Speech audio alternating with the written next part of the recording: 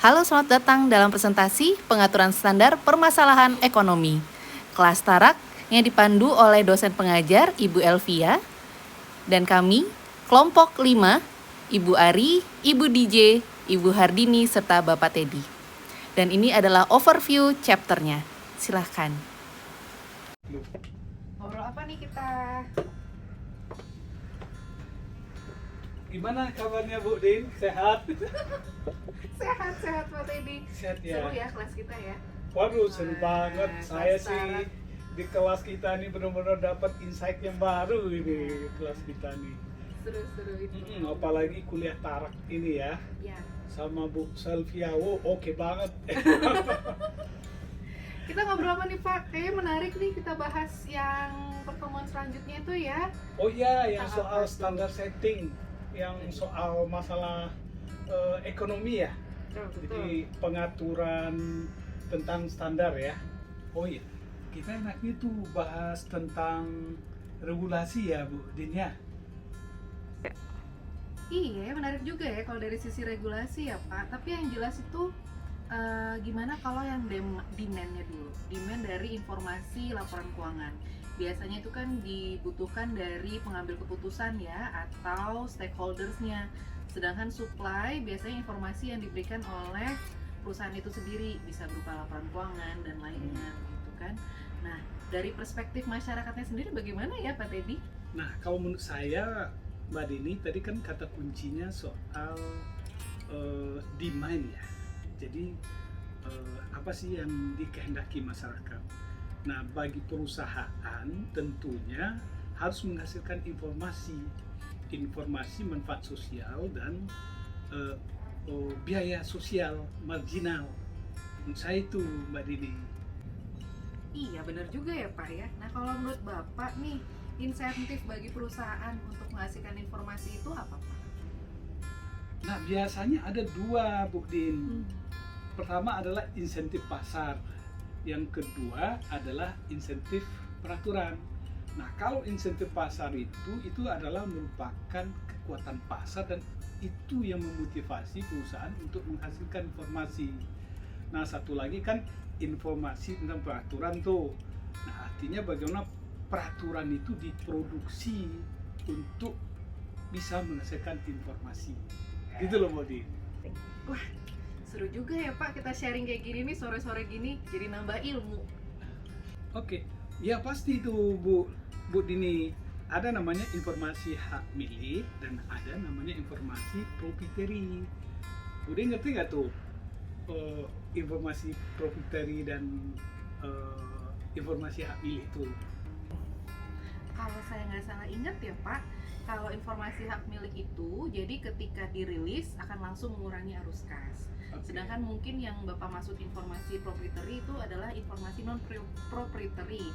Nah, kalau informasi non proprietary jika dirilis tidak akan secara langsung mengurangi kas. Jadi itulah perbedaan kedua informasi itu. Nah, sekarang ini itu Ibu Din sampaikan itu keren banget tuh. Tapi gimana kalau terkait dengan sumber regulasinya? Sumber regulasi itu kan biasanya terdiri dari badan-badan profesional tuh. Biasanya terdiri dari GAP atau apa itu komisi sekuritas itu loh Bu Din. Nah, yang seperti itu gimana tuh? Menurut Bu Din, tolong bantu dong saya jelaskan. Iya, benar seru ya Pak ya. Jadi ada regulasinya juga ya. Nah, aku juga inget juga tuh dari bahan-bahan materinya Tarak Ya. dijelasin juga bedanya final information, Ya. additional information dan more credible information. Bedanya itu ternyata kalau final information itu terdiri dari pengungkapan catatan yang diperluas dan item baris tambahan yang seringkali disebut sebagai informasi komoditas. Jadi itu informasi adalah komoditas. Sedangkan kalau additional information yang terdiri dari current value dan itu seringkali disebut informasi yang komoditas yang kompleks. Nah, yang terakhir mengenai more credible information itu di mana audit. Nah, audit itu akan meningkatkan kredibilitas dari laporan keuangan yang biasanya disebut sebagai pemasok informasi. Yes. Nah, benar Bu Din, keren banget tuh. Kalau gitu kita ngomongin tentang produksi informasi terbaik pertama itu ceritanya. Nah biasanya kan ada beberapa faktor tuh yang menjadi beberapa faktor yang menjadi kita bisa menghasilkan produksi informasi terbaik pertama, seperti keputusan investasi yang lebih baik, dan kemudian misalkan soal resiko estimasi yang lebih rendah bagi investor. Nah itu menjadi faktor yang menyebabkan yang itu menjadi faktor yang dapat membuat kita menghasilkan informasi terbaik pertama gitu loh Bu Din. Nah betul Pak, jadi banyak faktor memang yang menyebabkan informasi itu menjadi terbaik. Faktor lainnya juga seperti misalnya identifikasi tepat waktu ketika perusahaan itu gagal. Kemudian yang kedua, biaya modal yang lebih rendah untuk perusahaan. Yang ketiga, pengurangan kekuatan monopoli. Kemudian yang keempat, mungkin eksternalitas dari informasi itu sendiri. Nah ini semua, faktor-faktor ini disebut sebagai manfaat sosial dari informasi Pak. Ya mantap banget tuh Bu. Tapi kan ada juga biaya sosial dari kita memproduksi informasi itu. Misalkan terdiri dari biaya langsung produksi informasi itu, kemudian ada juga biaya kemungkinan kita merilis informasi hak milik, dan kemudian juga ada kemungkinan peningkatan biaya kontrak itu loh Bu. Nah jadi itu loh biaya-biaya sosial yang harus ditanggung ketika kita memproduksi informasi ya. Iya menarik banget ya Pak ya. Jadi ternyata memproduksi informasi itu tidak segampang itu ya. Banyak sekali resiko-resiko biaya dan juga manfaatnya. Betul. Nah kita juga membahas mengenai kegagalan pasar dalam produksi informasi itu sendiri Pak. Misalnya karena faktor eksternalitas bahwa informasi itu menjadi komoditas publik misalnya. Kemudian yang kedua mungkin ada seleksi yang merugikan. Jadi manajemen memilih untuk menunda rilis informasi. Kemudian yang ketiga ada juga bahaya moral. Jadi ada resiko etik juga di situ, di mana manajemen laba, mungkin yang tipenya oportunis gitu kan.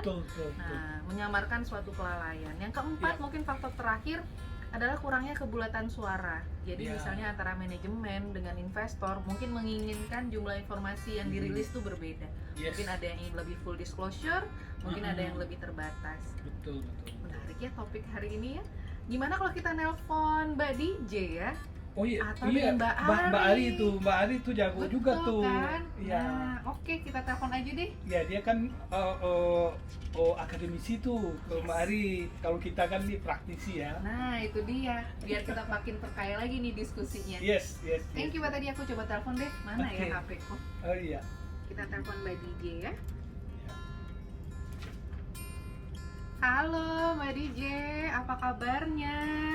Gimana kabarnya Mbak? Alhamdulillah, baik juga. Lagi sibuk apa nih Mbak DJ?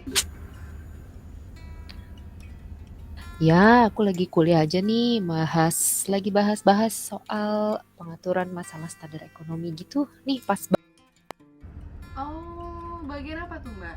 Masalah standar akuntansi, cuman lagi melihat sisi aspek ekonominya nih, pas banget nih kayak lagi bikin standar-standar soal ini ya,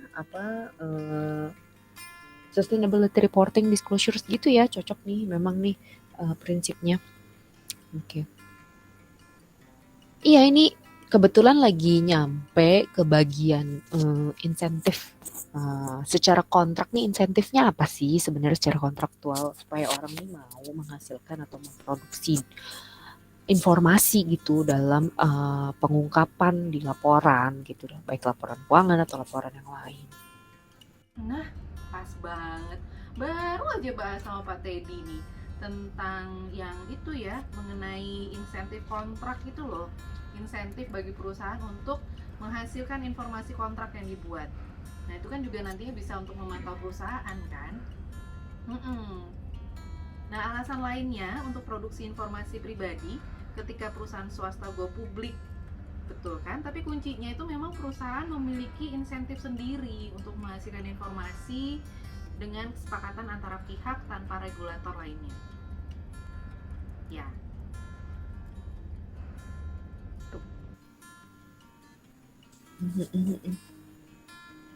Oh, iya ya. Wah, Mbak Dini cukup tahu jelas nih kayaknya nih udah ya. Eee, Ya memang sih, memang selain itu ya si insentif kontraktor ini sebenarnya ada teoremanya, teorema Koase, Mbak. Jadi, si Koase ini bicara soal gimana sih sebenarnya kebutuhan ini kan sifatnya eksternalitas ya gitu, requirement dari luar. Nah dibikin lebih diinternalisasi supaya jadi inisiatif lah dari perusahaan. Tujuannya supaya ya bisa mengurangi regulasi, nggak apa-apa diatur gitu ya. Nah, dan memang ini meluas, kuasa ini bisa meluas untuk any kind of contract. Nah, cuman memang teorema ini sendiri mungkin bisa jadi nggak jalan ya Mbak, karena apa namanya, kalau udah terlalu banyak orang yang involved di dalam contracting itu, nantinya tuh akan jadi banyak tawar menawar gitu, jadi nggak efektif. Nah, selain itu juga karena sebenarnya kesadaran diri sendiri ini kan asal dari kesadaran diri sendiri gitu, sehingga butuh reinforcement supaya konsisten kualitas pengungkapan itu sendiri. Betul, bener Mbak. Gak nyangka kita jadi bahas ini ya. Kesimpulannya sih memang insentif kontraktual yang menghasilkan banyak produksi informasi, ya kan? Dan insentif tersebut juga tidak mendorong produksi informasi terbaik pertama. Mm-mm.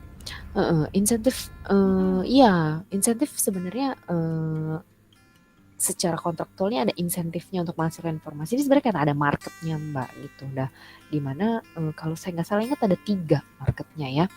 Eh, Requirement dari capital market gitu. Jadi kebutuhan dari pasar modal itu yang pertama terhadap informasi, yang kedua kebutuhan dari pasar tenaga kerjanya gitu ya, dari tenaga kerja khususnya level manajerial gitu, pengen tahu kan ya prospek perusahaannya tuh gimana sih terhadap supaya mereka punya financial ketahanan keuangan juga kan buat diri mereka sendiri gitu sama. Nah betul tuh Mbak, benar. Satu lagi tuh mengenai take over market, iya kan? Jadi semuanya saling terhubung tuh Mbak. Jadi insentif berbasis pasar menyatakan bahwa banyak pasar yang terlibat. Pasar eksekutif misalnya memberikan insentif penting untuk produksi informasi, karena pasar eksekutif juga mengevaluasi kinerja dari eksekutif. Ya, apakah mereka memiliki persentase gaji yang rendah, atau mungkin eksekutif kurang tertarik pada informasi yang berdampak pada nilai perusahaan. Itu tuh memang suatu kontra ya. Iya. Nah, pasar modal juga menawarkan insentif serupa dengan meningkatkan reputasi. Betul, misalnya menyeimbangkan kontrak dan meningkatkan nilai perusahaan. Pasar lain untuk manajer pelatihan adalah pasar akuisisi atau yang disebut manajemen perusahaan.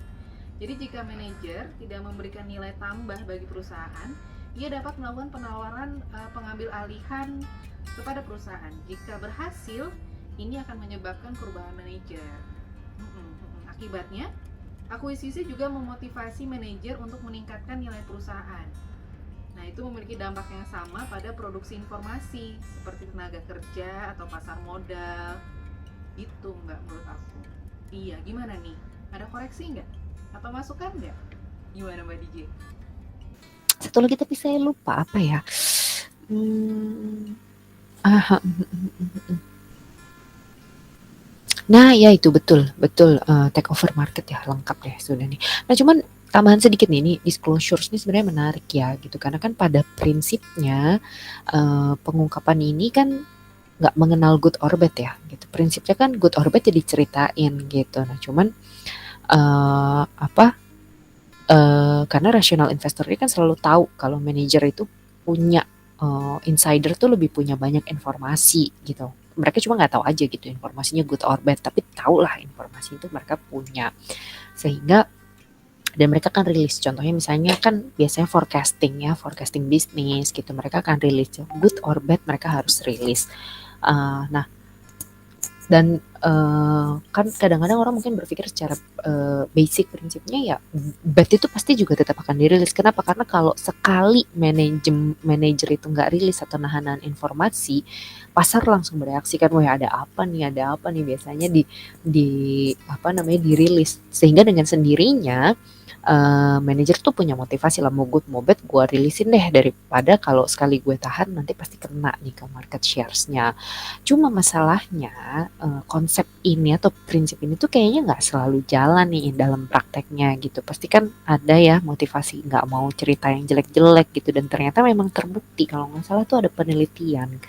Siapa tuh ya, Veresia kalau nggak salah tuh namanya, berhasil menunjukkan gitu kalau ternyata ada aja orang tuh yang nggak fully disclose intentionally gitu. Jadi menurut Mbak DJ, disclosure dari prinsip disclosure ini nggak selalu bekerja ya Mbak ya, nggak selalu efektif ya. Iya bener. Wah, ini jadi bahas materi kuliah aku nih soal disclosure nih, tapi kayaknya Mbak Dini udah lebih tahu nih malah dari aku ya. Enggak, cuma tahu dikit-dikit aja. Tadinya aku mau ngajak meet up juga bareng Pak Teddy nih di sini. Kita kan udah nggak sempet ketemu nih sejak kelas Tara. Oke, tetap semangat ya Mbak DJ. Yes, sampai ketemu lagi ya. Oke, siap. Ini aku balik kuliah lagi, balik ngerjain tugas proposal nih, kebetulan mau ujian akhir. Mudah-mudahan nanti kita punya waktu luang lagi ya buat bahas nih, kebetulan menarik sekali kan disclosures nih, lagi climate change, lagi sustainability, nanti sambil jajan-jajan cantik ya di kafenya BPK tuh yang keren kuning gitu. Oke, terima kasih ya Mbak Dini. Oh, Mbak Ari ya? Halo Pak Teddy. Ya. Oh iya. Ya kita diskusi lagi yuk nih soal apa standar setting itu yang kemarin. Wah iya, nggak apa-apa Pak. Kemarin sampai di mana ya diskusi kita? Kemarin kita ngebahas market-based incentives untuk memproduksi informasi sih Pak. Sip. Oh, terkait soal itu ya Mbak Ari. Bagaimana memproduksi informasi yang berbasis insentif pasar itu ya. Selain itu, apa perusahaan dihargai untuk pengungkapan superior Pak? Ya. Kalau menurut saya tuh Bu Ari, memproduksi informasi yang berbasis pasar itu dia kan memiliki jenis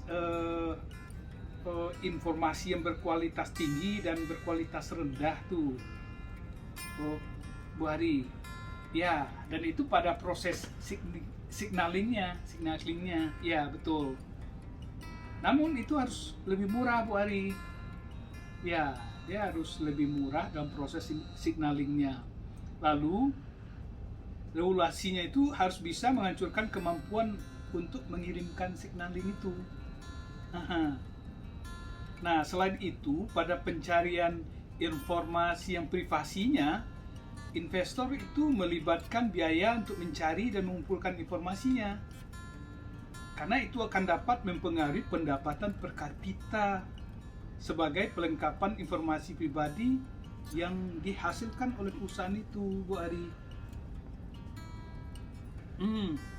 Oh ya, kalau selain itu, bentar nih. Nih saya cek lagi nih buku sebentar. Nah, ini setelah saya cek catatan dan dari hasil kuliah kita nih Bu Ari, ada tuh 5 teori yang menjabarkannya. Pertama tuh pada teori Akeriof yang tahun 70 itu loh Bu Ari. Itu berkaitan dengan pengungkapan atau disclosure yang mengurangi estimasi risiko. Nah, kemudian pada teori Merton tahun 87 juga disebutkan di sana pengungkapan atau disclosure itu membutuhkan banyak investor, Bu Ari. Nah, lalu ada juga teori Diamond Veresia tahun 81 tuh, pengungkapan atau disclosure itu dapat meningkatkan likuiditas dan harga. Iya, itu sih menurut catatan saya. Tapi coba Bu Ari ingat lagi deh, mana tahu catatan saya ada yang salah juga. Oh iya, aku ingat 2 teorinya lagi itu ada Lambert, Luce, dan Veresia 2007 soal memberikan informasi eksternal untuk mengurangi risiko beta. Terus kayaknya ada Ashley dan O'Hara 2004 yang bilang kalau lebih banyak pengungkapan akan menurunkan risiko estimasi. harga saham gitu, jadi lebih tinggi atau lebih rendah. Nah, dari beberapa uji empiris mengenai model pengungkapan, itu menghasilkan teori Botosan 97 yang cerita bahwa pengungkapan atau disclosure yang lebih baik itu bisa mengurangi cost of capital waktu kalau analisnya ngikutin gitu. Ya, kemudian juga ada Hale dan Luce 2009 yang cerita bahwa cost of capital akan lebih rendah untuk perusahaan asing yang terdaftar di Amerika. Terakhir ada Sengupta 98 yang cerita bahwa pengungkapan terbaik bisa menurunkan cost of debt. Oke, Bu Ari. Nah, benar tuh Bu Ari. Benar banget, teori-teori yang dijelaskan itu sebenarnya sudah cukup detail ya. Nah, jadi kalau dibilang apakah pengungkapan tersebut dihargai, iya. Sementara banyak juga teori-teori dan bukti yang mendukung manfaat pengungkapan superior. Dan sumber serta tingkat manfaat ini sebenarnya belum sepenuhnya dipahami loh, Bu Ari. Begitu sih menurut catatan saya. Bu Ari gimana?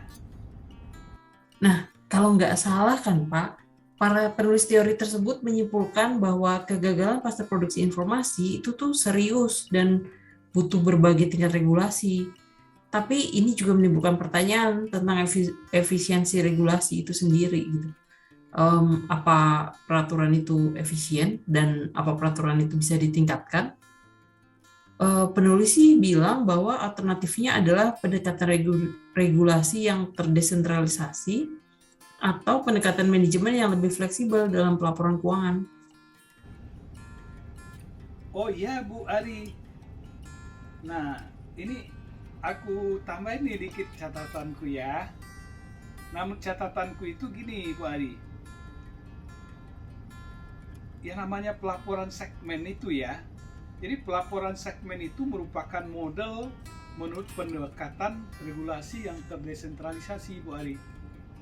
Ya, informasi mengenai segmen perusahaan itu sangat bermanfaat loh Bu Ari bagi investor karena dia akan memperoleh fakta yang relevan terkait hal-hal di dalam perusahaan tersebut. Hal-hal terkait itu berkaitan dengan soal kinerja misalnya kan, soal risiko, kemudian taraf pengembalian dan peluang buat pertumbuhan perusahaan pada masing-masing unit perusahaan itu yang biasanya itu kan nggak terungkap tuh di dalam pelaporan konsolidasi perusahaan. Ya, jadi dengan adanya laporan segmen pada unit-unit organisasi itu atau unit-unit bisnisnya itu, maka direksi atau manajer bisa melihat bagaimana kinerja dan kemudian melaporkannya kepada di dalam laporan keuangan perusahaan dan itu yang akan dibaca oleh investor kan. Tetapi apakah itu dilaporkan atau tidak itu kan soal lain lagi ya Bu Ari. Jadi informasi segmen itu akan lebih memungkinkan investor menilai perusahaan itu secara keseluruhan. Jadi kalau laporan konsolidasi saja, investor akan kesulitan untuk bagaimana sih melihat perusahaan itu secara keseluruhan lebih detail lagi. Nah, jadi pelaporan segmen itu Wani menurut catatan aku ya akan mempertinggi relevansi pelaporan keuangan itu. Nah, tetapi dia mengandung ancaman terhadap dia akan mengandung ancaman terhadap tindakan oportunistik dari manajemen pada ketika itu dibuat. Nah, biasanya itu perilaku oportunistik itu terdiri dari pelaporan kinerja segmen dalam menyampaikan fakta sebagai yang disebabkan oleh portofolio kepemilikan. Nah, tindakan oportunistik itu juga biasanya dilakukan oleh manajemen untuk menutupi kinerjanya. Ya, kinerja yang jelek sehingga dia akan memasukkan segmen yang berkinerja jelek itu pada jumlah yang lebih besar. Nah, iya iya. Ah, ah.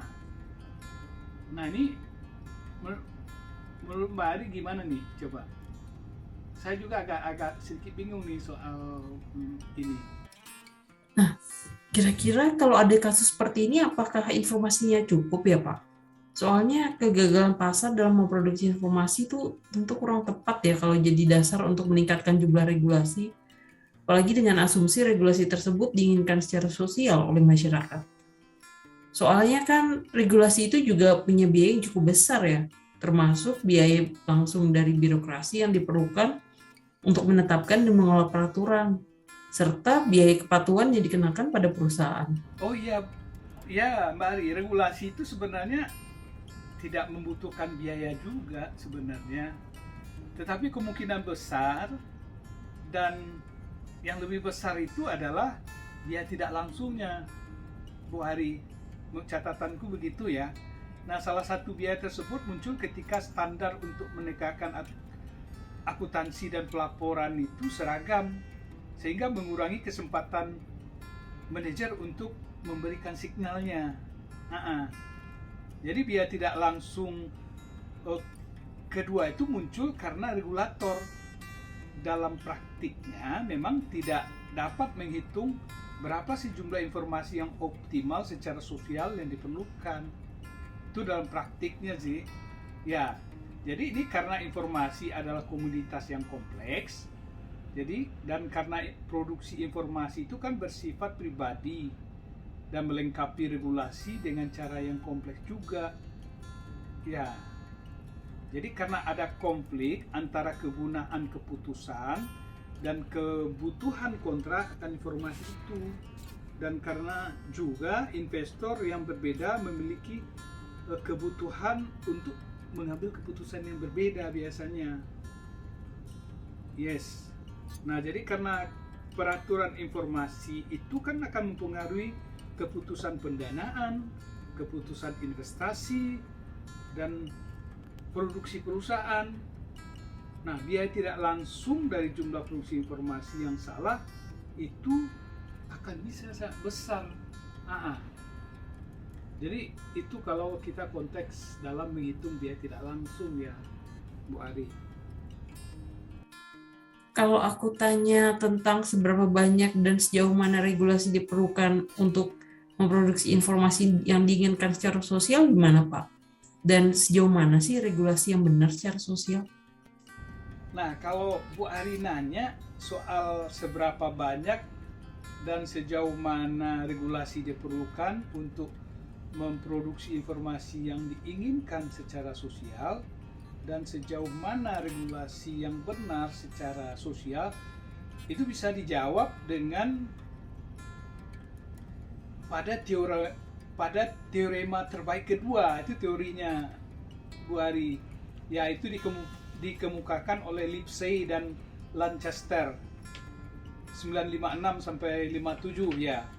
Nah, dia menunjukkan bahwa menambah atau menghilangkan kendala pada sistem ekonomi seperti standar akuntansi menciptakan riak di seluruh perekonomian loh, Bu Ari. Sehingga itu akan sulit, jika bukan tidak mungkin juga, untuk menentukan apakah standar baru itu bermanfaat atau berbahaya. Ya, nah itu untuk menentukan apakah standar baru untuk meningkatkan efisiensi kontrak itu bernilai sosial atau tidak. Nah, perlu ditentukan apakah peningkatan kekayaan pemegang saham itu lebih besar atau lebih kecil daripada konsekuensi tambahannya. Ya, kesimpulan saya sih begitu. Nah, Bu Ari gimana tuh? Berarti kesimpulannya manfaat dan biaya informasi itu sangat sulit diukur dari segi ekonomi ya Pak? Apa untuk lebih memahami regulasi produksi informasi, kita juga harus melihat aspek politik dari pengaturan standar gitu ya Pak? Yes. Oh iya Mbak Ari. Kita memang juga harus melihat aspek politik dan ya kita juga harus melihat aspek politik dalam pengaturan standar ini. Ada juga ternyata aspek politiknya, Bu Ari. Ya, wah, cukup padat juga ya pembahasan kita pada topik standar setting berkaitan dengan masalah ekonomi ini ya. Tadi aku juga ketemu dengan teman-teman, juga dengan Bu Hardini nih, anggota kelompok kita.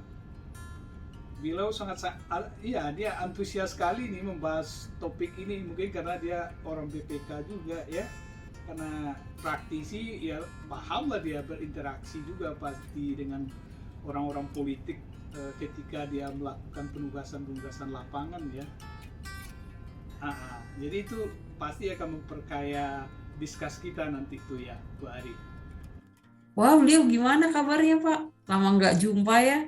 Sekarang kita semua beda tempat kerja, jadi susah ngatur waktu buat ketemu. Oh ya, saya sempat tuh nangkring di kantornya, disodorin kopi enak loh. Asik-asik aja tuh anak-anak, walaupun kepalanya sangat udah mulai panas dan ruwet saya lihat.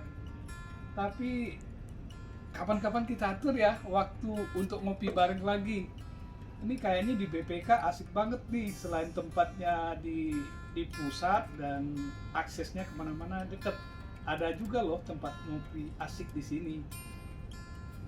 Ya, kapan-kapan Mbak Ari ke Jakarta, kita di sini aja ya. Iya Pak, saya siap mengosongkan jadwal untuk bertemu silaturahmi kembali.